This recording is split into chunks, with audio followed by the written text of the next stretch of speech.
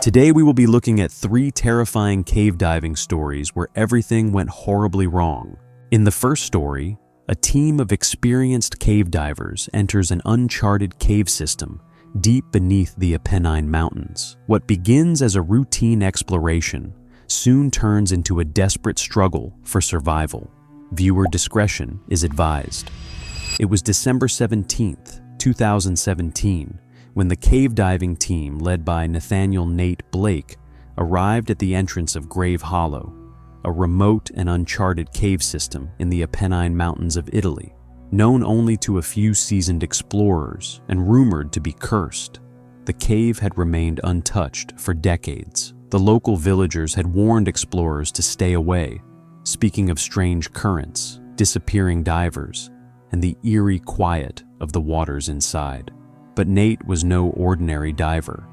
He had heard the stories, but the lure of the unknown was too powerful. Nate, along with his 2 companions, Sarah Fletcher, a seasoned cave photographer, and Liam Roche, a cave rescue specialist, were determined to map the unexplored sections of Grave Hollow and perhaps document something no one had seen before. The trio had prepared for weeks. Their gear was top-notch: high-powered lights, rebreathers, and specialized wetsuits for the freezing waters that lay within. They were well aware of the risks. The cave system's entrance was narrow, winding deep into the mountain, and what lay beyond remained a mystery. After a long hike through thick forest, they reached the cave's mouth, a yawning fissure in the earth, framed by ancient trees. The air was heavy and cold, and the sound of distant water echoed faintly from within. "Ready?" Nate asked, his voice calm but with a hint of excitement. "As ready as we'll ever be," Sarah replied, checking her camera gear. Liam, who had been quiet, adjusted his harness. "Let's do this." The 3 of them entered the cave, the light from their headlamps cutting through the darkness like knives. The entrance chamber was low and cramped, forcing them to crawl on all 4s for the first 100 meters. Their flashlights reflected off the glistening wet walls, and the air smelled of damp earth and minerals. They descended into the first flooded section, which was wide enough to allow them to swim. The water was shockingly cold, around 8 degrees Celsius, making the dive feel more like an endurance challenge than an exploration. As they moved deeper into the system, the temperature of the water dropped further, and the silence around them grew heavier. The only sounds were their breathing and the occasional drip of water from the stalactites. Hours passed.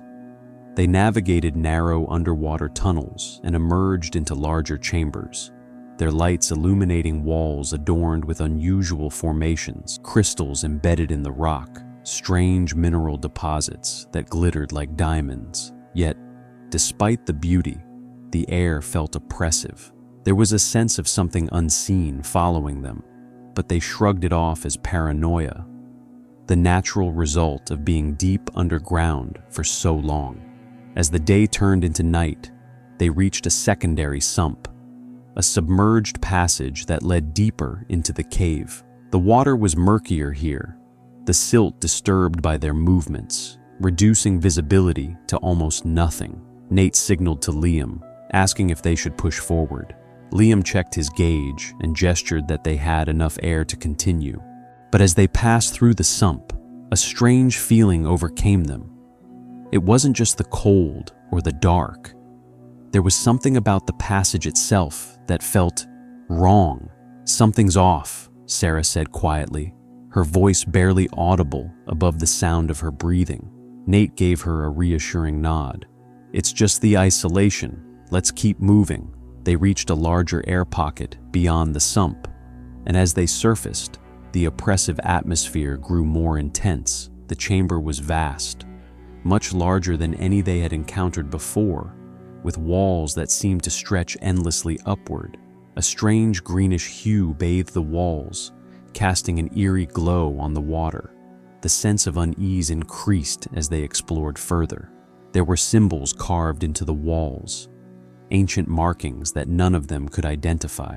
They were reminiscent of cave paintings, but these appeared to be far older, possibly predating human activity in the area. Sarah took out her camera, snapping photos of the strange inscriptions. But the more they looked, the more it felt like the symbols were watching them, as though they were carved to mark their presence. Then came the splash. Liam, who was furthest ahead, turned just in time to see a figure, a dark, shadowy shape, moving swiftly through the water. At first, he thought it was a trick of the light, but the shape was too distinct. It moved too fast. "Did you see that?" Liam shouted. Before anyone could answer, the lights flickered. One by one, their headlamps sputtered, and the entire chamber plunged into darkness. The silence was suffocating. "Get your lights back on," Nate ordered, trying to keep his voice steady. The lights flickered back to life after a tense moment. The shadows were gone, but a palpable cold filled the air. They tried to shake it off, but the unease had settled into their bones. They checked their gear. Everything seemed fine, but there was a definite tension now. Something was different. "Let's head back," Sarah said, her voice shaky. "This place feels wrong." But as they turned to retrace their steps, they realized the way out wasn't the same as it had been. The cave had shifted. The tunnels they had just swum through were now blocked with debris, huge boulders and rubble that hadn't been there before. Nate's heart raced. "This can't be happening," he muttered. He tried the guideline, but it too was gone. They were completely disoriented. As they moved in circles, trying to find their bearings, they noticed something strange. The walls of the cave were no longer just stone. They were now slick and black, almost like oil had seeped through the cracks, and the water, once clear, now had a murky, sickly green hue. Then came the screech. It was a sound so terrifying, so unnatural, that it sent all three of them scrambling backward. It was as if the cave itself was alive, an ancient, forgotten thing awakening from its slumber. The lights flickered again. Suddenly, the water around them began to move, swirling in unnatural currents, tugging at their legs. "Swim!" Nate shouted, but it was too late. The current intensified, pulling them deeper into the dark recesses of the cave. Their bodies were dragged through tight passages, the walls scraping their sides. Maxime fought to hold on to Sarah, but the force of the water was too much. The last thing he saw before everything went dark was Sarah's terrified face. When the rescue team finally arrived, 3 days later, the cave had completely shifted. The entrance was sealed with massive boulders, and the internal system had collapsed. They found no signs of life, no gear, only one final recording from Nate's helmet camera, which showed nothing but darkness. The team left with nothing but unanswered questions. To this day, Grave Hollow remains untouched. Local legends speak of 3 divers, lost forever, their souls trapped in the depths of the forgotten cave, forever sealed by the ancient forces that lurk below. And every so often, those who hike near the entrance claim to hear faint whispers carried by the wind, calling for someone to find the way back. This next story is so terrifying. A cave diver was pulled into the dark depths of a forbidden cave by an unseen force. What they found lurking there will leave you speechless. Deep in the heart of the Croatian Dinaric Alps, hidden from the prying eyes of tourists and adventurers, lies a cave system known only to a few seasoned cave divers and local legends. Velika Kernjama, the Great Black Cave, is an underground world so vast, so treacherous, that only the most experienced dare to enter its depths. The locals speak of it in hushed tones, afraid to acknowledge what lies beneath the surface. The cave is said to have been discovered during a mining expedition in the 1800s, but after several failed attempts to explore it, the cave was abandoned, sealed off, and forgotten, until now. In the spring of 2019, an ambitious cave diving team from across Europe arrived at the edge of the cave, ready to uncover its secrets. Among them was Robert Weiss, a seasoned diver from Germany, and his team, Maria, a technical diver from Spain, and Lucas, an experienced guide who had mapped several cave systems in the region. Their goal was simple: to descend into Velika Kernjama and map the cave, tracing its underwater passages and discovering how far it extended beneath the earth. But they were unaware of the danger lurking within. The entrance was unlike any other they had encountered.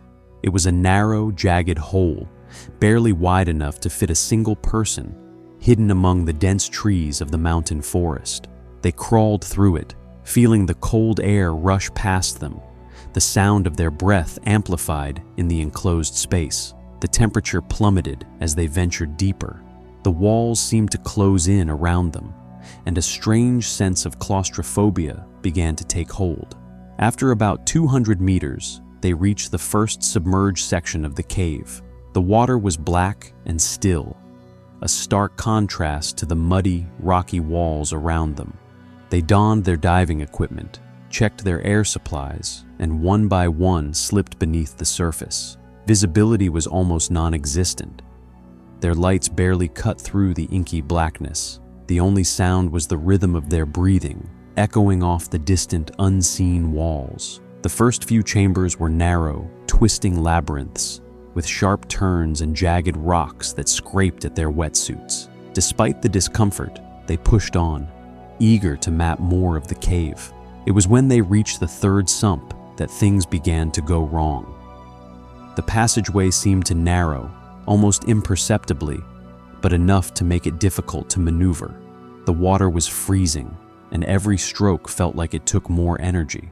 Robert, who had been leading the way, reached out to grab the guideline, a crucial safety line they had laid down earlier, only to find that it had vanished. He twisted, panic starting to rise in his chest. The guideline had been there. They had checked it just moments ago, but now it was gone. The silence in the water was unnerving, broken only by the faint hum of their regulators. Robert's heart began to race, and he reached for his backup reel. But before he could do anything, something tugged at his leg. At first, it felt like a current, but it was far too strong to be natural. He whipped around, scanning the dark water, but there was nothing there, just the endless black. "Maria! Lucas!" he signaled frantically, but his lights cut out, plunging him into a world of complete darkness. He fumbled with the backup light, his breath shallow and quick. Then he felt it again, a firm tug, this time pulling him backwards. His regulator began to sputter, and the cold water pressed in around him. His mind raced. Had something broken on his gear? Was he caught on something? He twisted and turned, but nothing made sense. Suddenly, he heard it, a low, deep rumble from somewhere far below. It wasn't the sound of rocks shifting or water moving. It was something alive, something that thrummed with a vibration that sent a chill down his spine. "Maria! Lucas!" Robert shouted again, though his voice was barely audible over the noise. There was no response. Desperately, Robert began to swim back towards the surface, fighting the invisible force pulling him deeper. But the tugging persisted, stronger now, like something was pulling at him from the depths of the cave. He reached for the line again, but it was gone. In his panic, he collided with a rock formation, his chest slamming into the sharp edges. Blood filled his mouth, and his vision blurred. Something was wrong, terribly wrong. His head was spinning, and he could feel the pressure of the water squeezing in on him. His air was running low. Through the fog of fear and disorientation, Robert managed to activate his backup reel and sent out a series of sharp tugs. He needed to get their attention. He needed to get out. But the rumbling below grew louder, more intense, shaking the very walls of the cave. Suddenly, a light pierced the darkness, Maria's flashlight, sweeping wildly as she swam toward him. But she looked different, disoriented, her movements slow and labored. And behind her, a shape, a silhouette, darker than the surrounding blackness. Robert reached out, grabbing her arm. "What is that?" he gasped, his voice trembling. Maria's face was pale, her eyes wide with fear. "I don't know," she whispered, her breath shallow. I felt it too. Something grabbed me from behind." Without another word, they turned and swam frantically toward the surface. The rumbling grew louder, and the pressure around them intensified. They could hear something moving beneath them, a massive slithering presence in the dark water. Lucas was waiting at the surface when they finally emerged, his face etched with panic. He had seen the disturbance from above, the faint ripples on the water. But he had no idea what had happened to them. When they surfaced, they could hear the rumbling clearly now. It was coming from deep within the earth, reverberating through the entire cave system. "We need to leave, now," Robert said, his voice strained. He could still feel the pull beneath him, the unseen force tugging at his legs. But it was already too late. The cave shook again, more violently this time. Rocks began to fall, and the water around them surged, pushing them towards the opening. They fled up the narrow tunnel, their heads spinning with confusion and fear, not knowing if they'd be able to escape the cave's wrath. It seemed as though the very earth was alive, trying to swallow them whole. By the time they made it to the entrance, the entire cave system had collapsed behind them. Later, when they were safely out of the cave and back in the village, they were told that no one had ever dared enter Velika Kernjama again. The cave had collapsed several times before, and there were rumors of strange creatures and forces deep within its chambers. The cave was sealed once more. The entrance was buried beneath tons of debris, and a sign was placed that read, "Danger, do not enter." But sometimes, on quiet nights when the wind howls through the mountains, locals claim to hear the faint rumblings of something still stirring deep beneath the earth, something waiting to be discovered again. And the last story is so terrifying. A seasoned cave diver vanished into the dark depths of Bloodstone Cavern, leaving his team to face the horrors lurking within. What they found was beyond comprehension, and the cave has remained sealed ever since. The Bloodstone Cavern, nestled deep in the high desert of Utah, was a hidden wonder, known to only a handful of skilled cave divers. Its name came from the deep red hue of its walls, which shimmered in the glow of diving lights, reminiscent of bloodstone gems embedded in the rock. But beneath the beauty, the cavern had a deadly reputation. Legends whispered of explorers who ventured too deep and never returned, their bodies lost to the dark and murky depths. No one dared to explore the full extent of the system until Gabriel Dawson, a seasoned cave diver from Arizona, arrived with a plan to chart every corner of the notorious cavern. Gabriel, 39, was well known in the cave diving community. He'd navigated some of the most treacherous underwater cave systems in the world, from the flooded tunnels of Florida to the submerged labyrinths of Mexico. But there was something different about Bloodstone Cavern. There was an eeriness to it, a quiet, oppressive atmosphere that weighed heavily on even the most experienced divers. Gabriel was joined by Kira Monroe, his dive partner, and Dr. Jacob Weaver, a cave rescue expert who had assisted on previous expeditions. The trio set out on the 19th of February with the goal of reaching the deepest part of the cave, a submerged chamber known as the Red Hollow. According to old maps, no one had successfully reached it. It was said to be a massive flooded room with towering rock formations, but also the most dangerous part of the cave, prone to sudden water surges and with no known exit. The team entered the cavern at 7 a.m., the air cool and crisp outside.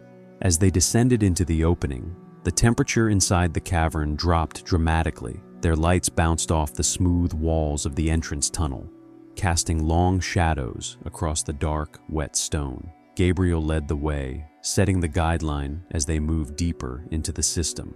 Kira and Jacob followed, checking their equipment and ensuring everything was secure. For the first 2 hours, everything went as planned. They swam through narrow tunnels and large underwater chambers, marking each point on the map. Gabriel's team was methodical and professional, but a growing sense of unease settled over them as they approached the Red Hollow. The water became colder and the tunnels narrower. The strange stillness of the cavern weighed heavily on them. It was as though the very rock itself was watching.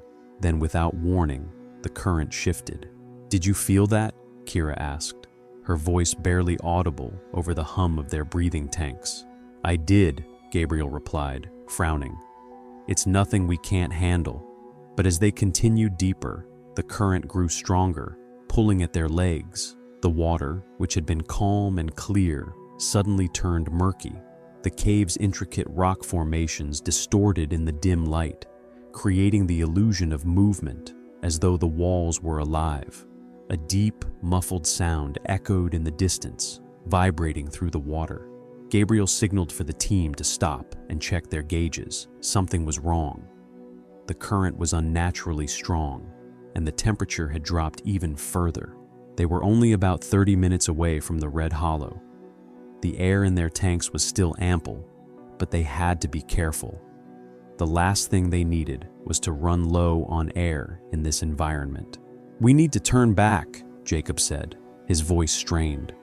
"This isn't right. The current's too strong. There's something off about this place." But Gabriel was determined. The Red Hollow was close, and they'd come too far to turn back now. "I'm going to push forward," he said. "You two stay here. I'll check it out. I won't go too far." Reluctantly, Kira and Jacob agreed. Gabriel moved ahead, swimming through the murky water, his flashlight cutting through the gloom. He followed the guideline as the tunnel narrowed even further, the walls closing in around him.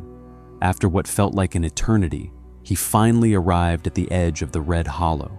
The chamber was vast, its towering rock formations creating a surreal, almost otherworldly landscape. But there was something else in the water, something dark. Gabriel's flashlight illuminated the surface of the water, revealing a mass of black tendrils curling from the depths below. It was as if the cave itself was alive, reaching out to pull him in. For a moment, Gabriel froze, his mind racing. He could feel something tugging at his leg, the sensation creeping up his spine. His heart pounded in his chest. It was then that he realized the current wasn't just from the water. It was something pulling at him. Before he could react, the darkness below surged upward, enveloping him. His flashlight flickered, casting a faint light across the mass of shadows. Then it was gone. Gabriel was yanked into the depths. Above him, Kira and Jacob noticed the change in the current. It was suddenly much stronger, as though something was moving beneath the water. They reached for their comms, but received only static. Panic began to set in as they tried to figure out what had happened to Gabriel. The minutes stretched into what felt like hours.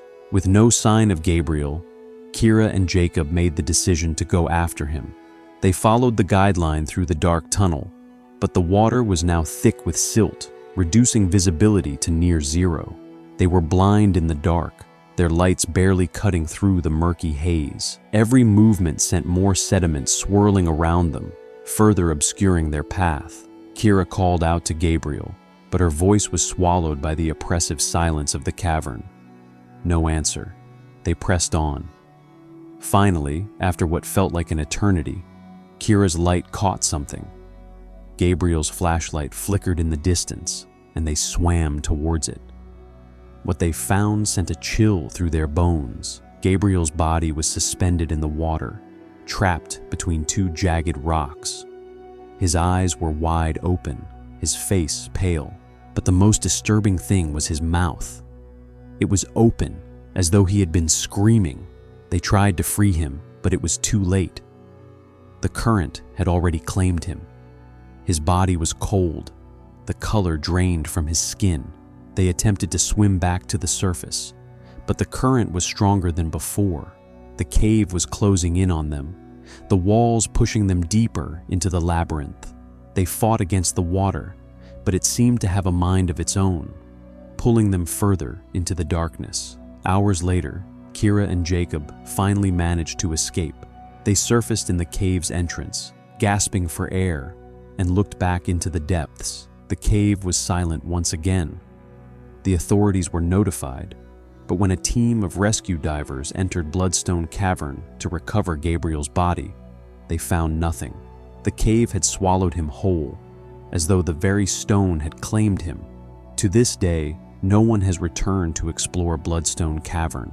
It remains sealed off, and the few who venture near the cave entrance at night swear they hear strange whispers from within, calling for someone to join the others lost in the depths. That's it for this episode. If you want to hear more terrifying stories, click on the video now showing on your screen, and don't forget to subscribe to stay up to date with the latest horrifying stories.